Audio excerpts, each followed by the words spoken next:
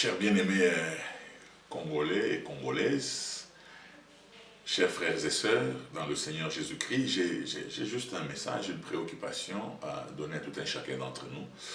Je voudrais parler un peu, quelque part, de nos magistrats, de nos juges. La Bible déclare: la justice élève une nation et le péché est la honte des peuples. Nous pouvons tout dire, nous pouvons tout faire. Sans la justice dans cette nation, quelle que soit la production, quel que soit l'engouement que nous pouvons avoir, quel que soit le courage que nous pouvons avoir, je vous dis, l'injustice décourage les bonnes initiatives. Voilà pourquoi la Bible déclare dans Proverbe 14:34 que la justice élève une nation, mais le péché est la honte des peuples. À l'égard de tous les magistrats, je vous dis que vous êtes parmi les gens que la Bible reconnaît que nous vous devons du respect. Mais pourquoi nous vous devons du respect? Parce que vous encouragez le bien et vous découragez le mal. Mais j'aimerais que nous puissions lire un verset qui vous concerne et je vais vous dire quelque chose afin que le Seigneur aille nous faire du bien. C'est Romains 13, je vais lire à partir du 3e verset. Ce n'est pas pour une bonne action, c'est pour une mauvaise que les magistrats sont à redouter. Veux-tu ne pas craindre l'autorité? Fais le bien et tu auras son approbation. 4. Le magistrat est serviteur de Dieu. Il est serviteur de Dieu pourquoi? Pour ton bien.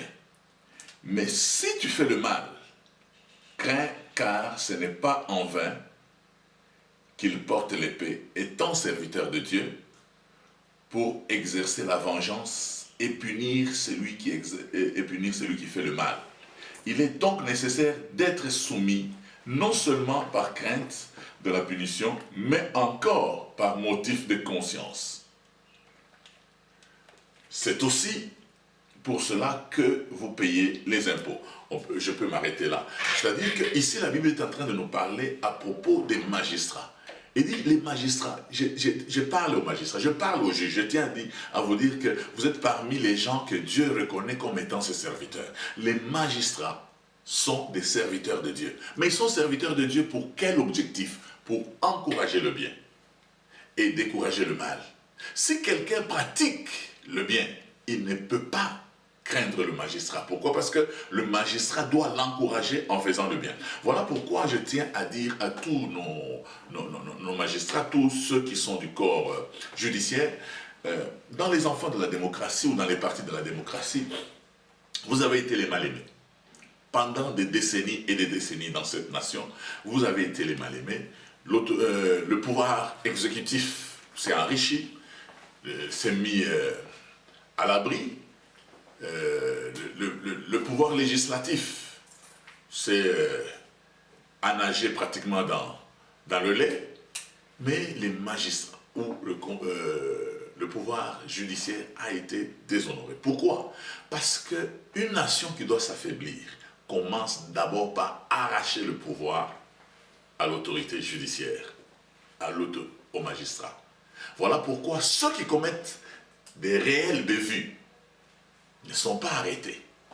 Et nos prisons sont pleines de gens, parfois innocents, parfois des choses qui ne demandent même pas à ce que les gens soient emprisonnés. Alors j'ai un message particulier pour tout le corps judiciaire de la RDC et de l'Afrique en particulier.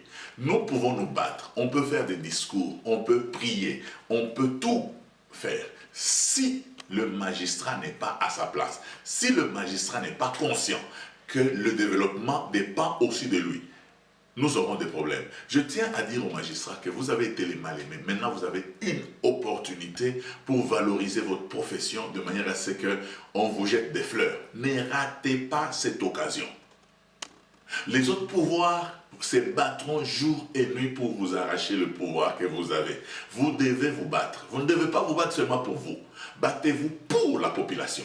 Battez-vous pour les autres magistrats qui viendront après vous, même si vous êtes prêts à être retraités. Pourquoi? Parce qu'aujourd'hui, tout ce tumulte qu'il y a dans ce pays, c'est pour fermer la bouche du magistrat refermer la bouche de magistrat qui a été fermée pendant des décennies. Vous savez, dans notre pays, que les gens se sont enrichis malhonnêtement. Ils ne craignaient pas le magistrat parce que le magistrat n'existait même plus pour eux. Il y a des gens qui veulent vraiment investir dans cette nation. Mais quand ils posent la question, l'une des grandes questions qu'ils se posent, est-ce que la justice est en place? Tant qu'il n'y a pas de justice dans cette nation, nous n'aurons que des bandits comme investisseurs. Nous n'aurons pas. Vous avez suivi, regardez la plupart des investisseurs que nous avons. Nous n'avons pas beaucoup d'investisseurs sérieux. Nous avons des bandits. Pourquoi? Parce que la justice n'a pas existé. Aujourd'hui, il y a des gens qui vous disent qu'ils ne savent pas être payés. Pourquoi? Parce qu'ils affrontent des grands qu'on appelle les intouchables. J'ai appris dans cette nation qu'il y avait même certains responsables des entreprises qu'on appelait pratiquement Messieurs Justice. Donc quand vous êtes avec lui en justice, sachez que vous allez perdre. D'une manière ou d'une autre, vous allez perdre. Voilà pourquoi je tiens à signaler à tout un chacun d'entre nous que nous devons faire attention, surtout aux magistrats. Je vous dis, cette opportunité, ne la ratez pas. Fortifiez-vous. Et nous tenons à vous dire que vous n'êtes pas seuls.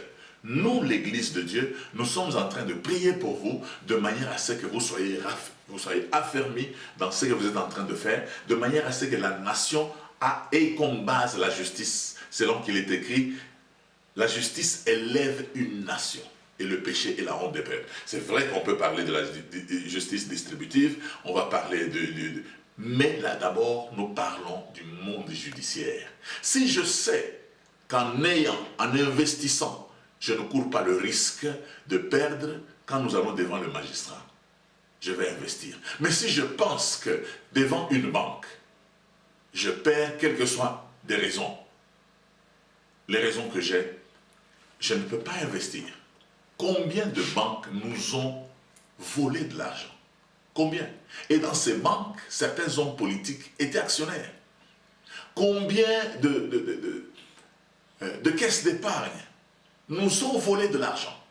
Pourquoi? Parce qu'il n'y avait pas de justice. Maintenant qu'il y a une gestation de justice, je tiens à vous dire, nous comptons beaucoup sur vous. Que Dieu vous bénisse, que Dieu vous assiste, soyez forts. Quant à vous les récalcitrants, je vous dis que la Bible reconnaît une chose, que nous devons savoir profiter des opportunités qu'on nous accorde. C'est une opportunité pour nous de changer. Parce que les choses ont déjà changé, vous risquez d'être en retard, vous risquez d'être radié un jour, parce que vous ne savez pas quel est le temps que nous sommes en train de passer. Chers juges, chers magistrats, bonne chance. Que Dieu vous bénisse.